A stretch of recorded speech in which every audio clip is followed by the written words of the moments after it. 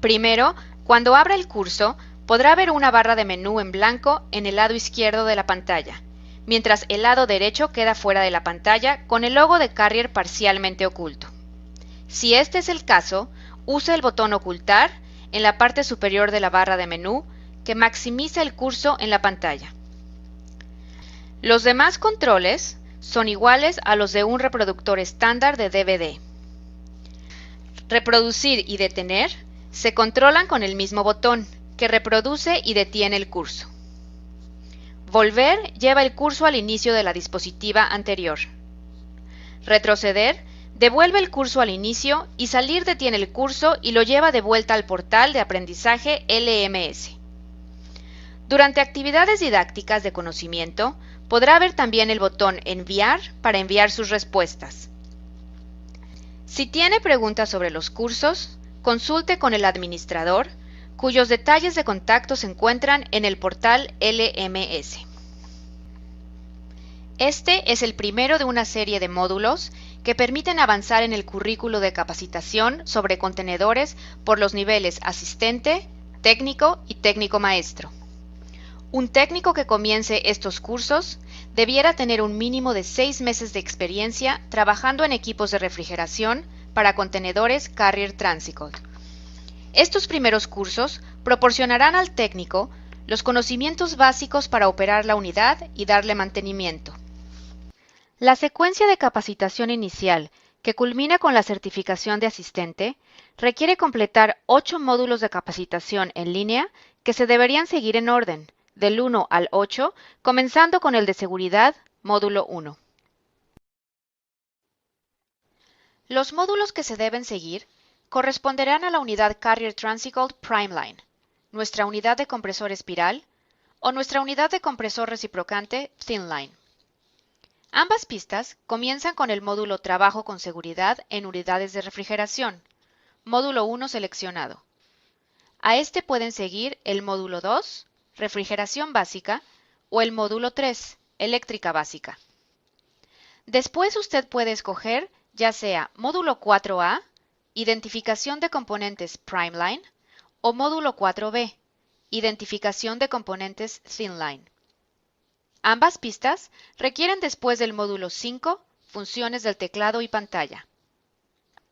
El módulo 6, Herramientas y recursos, abarca los diagramas eléctricos y los diagramas de cableado, y el uso de los manuales de operación y partes.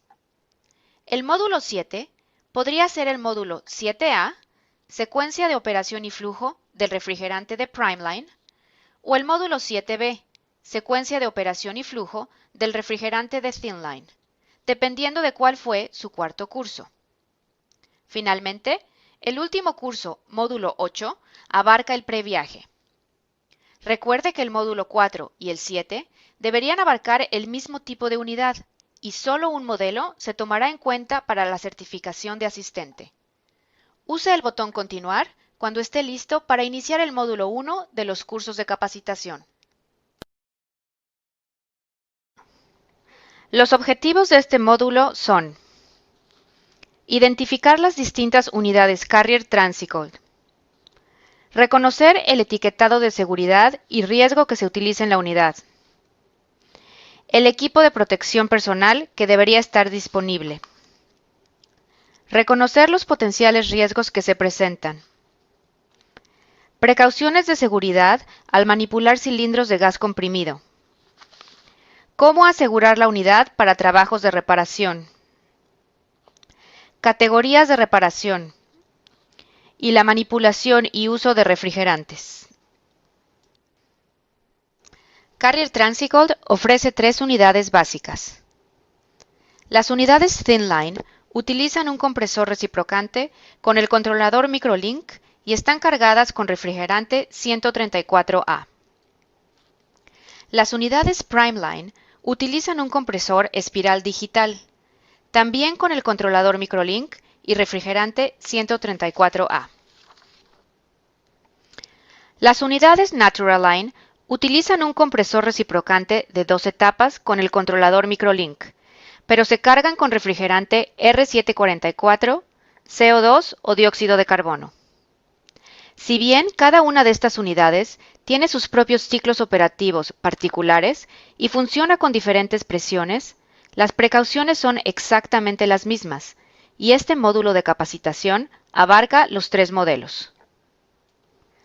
Los productos Carrier Transicold están diseñados para cumplir con normas internacionales como las de la Organización Internacional de Normalización ISO 1496-2, parte 2, para contenedores térmicos, las del Instituto de Aire Acondicionado, Calefacción y Refrigeración, norma AHRI 700, y las de la Comisión Electrotécnica Internacional, CIE, por ejemplo.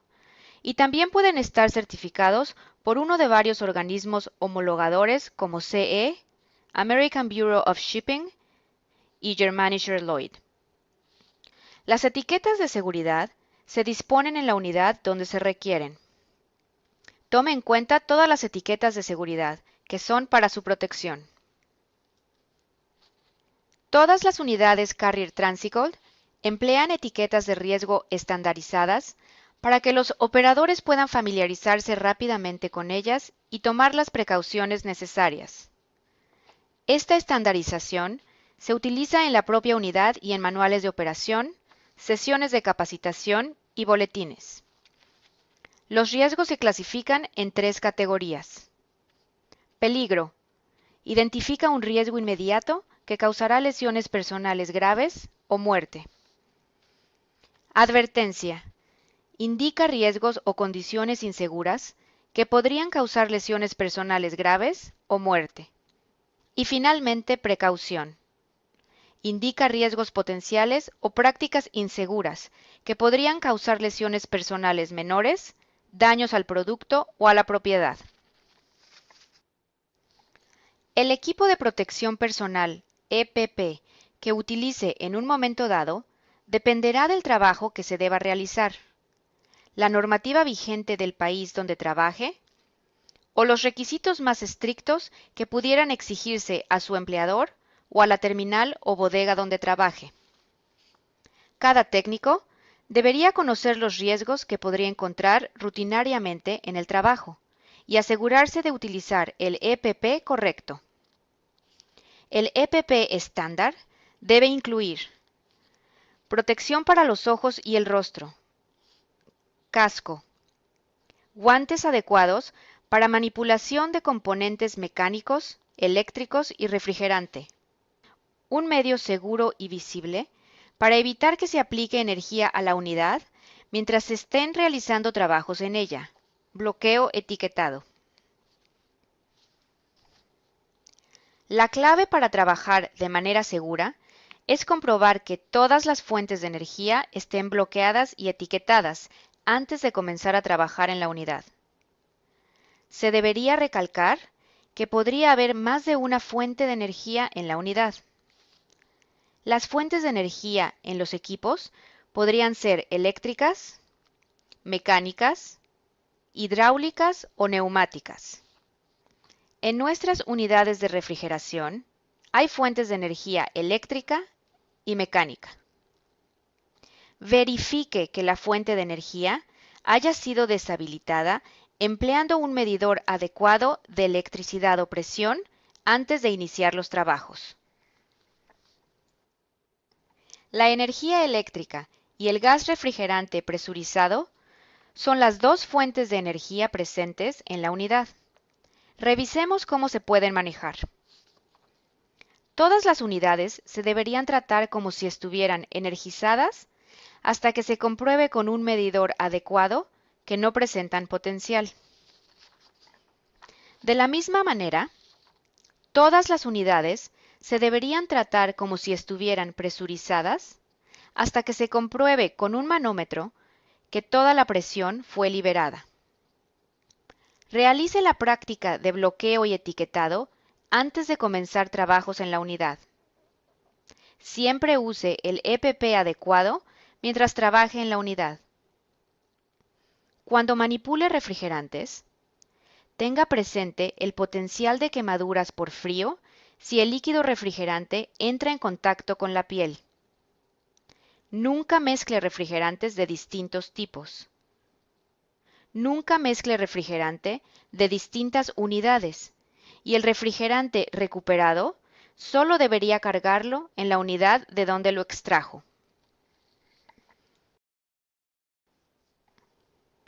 Prueba sobre los posibles riesgos de la presión. En las siguientes 3 diapositivas, responda verdadero o falso.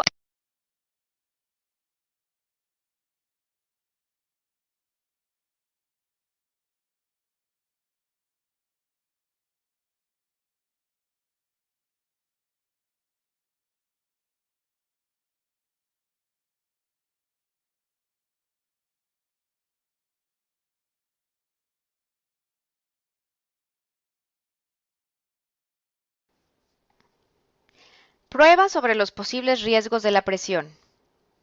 En las siguientes 3 diapositivas, responda verdadero o falso a cada pregunta. Use el botón Enviar en las diapositivas para enviar sus respuestas. Use el botón Continuar cuando esté listo para proceder.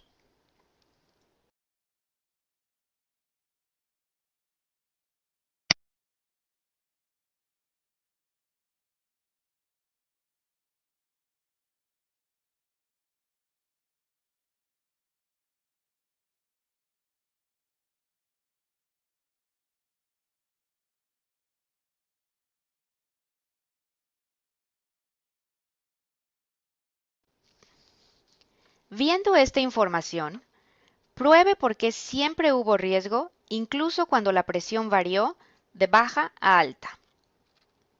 El riesgo eléctrico y mecánico se deriva de la energía total disponible y no está asociado, como suele malinterpretarse, solo al voltaje o a la presión. El potencial de daño se deriva del voltaje en un circuito eléctrico y del volumen en un sistema de refrigeración. La fuerza que causa daño en un circuito eléctrico es la corriente y en un sistema de refrigeración es la presión.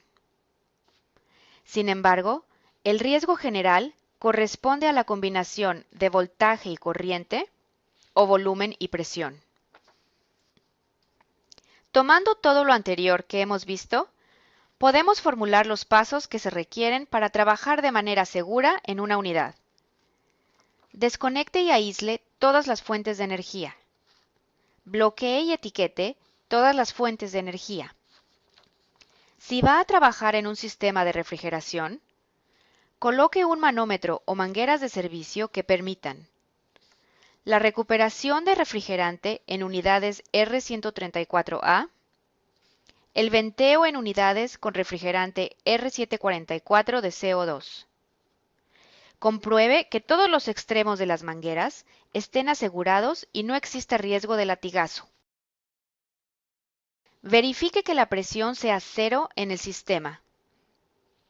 Deje todas las válvulas y conexiones abiertas para asegurarse de que no pueda acumularse presión en el sistema mientras esté trabajando. Si debe cerrar el sistema o deja la unidad por alguna razón, antes de reanudar el trabajo, verifique todas las posiciones de las válvulas. Verifique que la presión del sistema sea cero. Verifique que la energía siga desconectada. Cuando trabaje con manómetros para el refrigerante, es importante recordar: nunca conecte ni retire líneas o mangueras del manómetro sin determinar que las válvulas del sistema estén en la posición correcta. En una unidad con R134A, esto significa que las válvulas de servicio de succión y descarga estén asentadas hacia atrás, las mangueras de servicio conectadas hasta atrás y enroscadas en sentido opuesto al reloj, y las válvulas del manómetro estén cerradas. En una unidad con refrigerante de CO2 R744, la manguera de servicio debería estar conectada hasta atrás y enroscada en sentido opuesto al reloj, y las válvulas del manómetro deben estar cerradas. No quite el manómetro ni las mangueras antes de reducir la presión al nivel de presión de succión en el múltiple de un manómetro de R134A, o purgar la presión a la atmósfera en un manómetro de R744. Los cilindros de gas comprimido, por lo general, se maltratan o emplean inadecuadamente porque parecen ser un componente muy resistente, pero las consecuencias son graves si algo sale mal. A menos que tengan diseño autosoportante, cilindros desechables o descartables, se debería tener en cuenta lo siguiente. Para evitar lesiones personales por la inestabilidad inherente de los cilindros asociada a su peso, siempre se deberían encadenar y asegurar en su posición. Antes de moverlos, los cilindros se deberían desconectar de cualquier unidad y el tapón de la válvula se debería enroscar en posición para evitar roturas si el cilindro se cae. Siempre se deberían trasladar sobre un carro. Los cilindros no se deberían trasladar haciéndolos rodar, o peor aún, ser empleados como rodillos para trasladar otros equipos. Tampoco se deberían transportar manualmente, ni siquiera por dos personas. Los cilindros de alta presión, como los de nitrógeno y dióxido de carbono, siempre deberían utilizarse con un regulador apropiado, a menos que se indique lo contrario. Las reparaciones del equipo se clasifican en dos categorías dependiendo de lo que se deba reparar.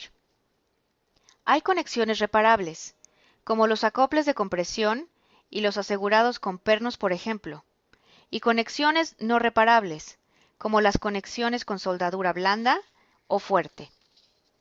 Las reparaciones de conexiones reparables se pueden subdividir a su vez en dos categorías. Menores, en las que la reparación se puede efectuar sin soltar la conexión, y mayores, en las que es necesario soltar la conexión y desmontarla completamente.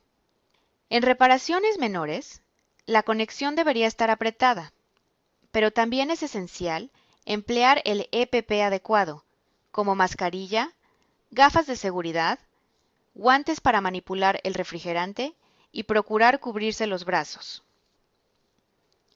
Para reparaciones mayores y todos los trabajos en componentes no reparables, despresurice el sistema, recupere el refrigerante y bloquee y etiquete la unidad antes de iniciar los trabajos. Una vez terminada la reparación, deberá someterse a presión para comprobar su integridad. Emplear calor para reparar la unidad tiene asociado su propia serie de problemas y es necesario recordar que los trabajos en caliente no consisten solo en reparaciones al sistema de refrigeración, sino también soldadura en bastidores al interior del área de maquinaria y soldadura en el bastidor del sistema dentro de la sección del evaporador.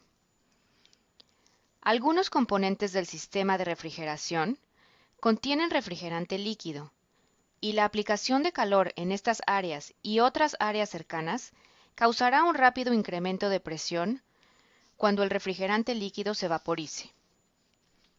El calor no necesita aplicarse de manera directa, sino que podría transmitirse por una sección que contenga refrigerante líquido. Antes de cualquier reparación en caliente de la unidad, el sistema se debería bloquear y etiquetar para evitar su puesta en marcha, y despresurar según las reglas cardinales. Todas las válvulas del sistema se deberían mantener abiertas mientras se completan reparaciones con soldadura blanda o fuerte y mientras se espera a que el área se enfríe.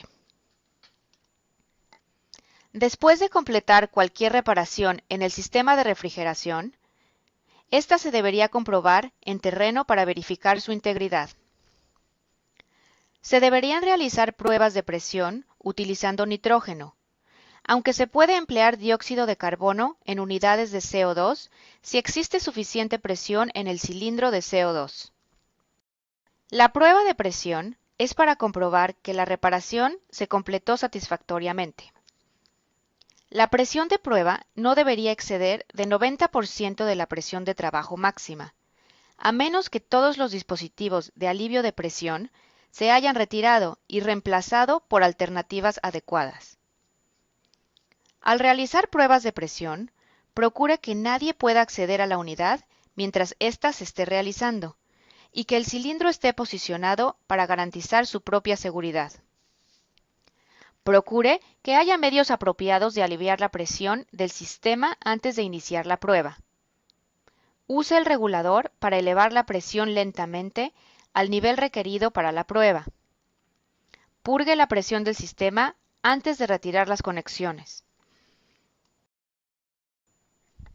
En resumen, no comience a trabajar en una unidad de refrigeración a menos que esté debidamente capacitado y disponga de las herramientas correctas para el trabajo que pretende realizar. Siempre use el EPP requerido cuando trabaje en un sistema de refrigeración de United Technologies Corporation.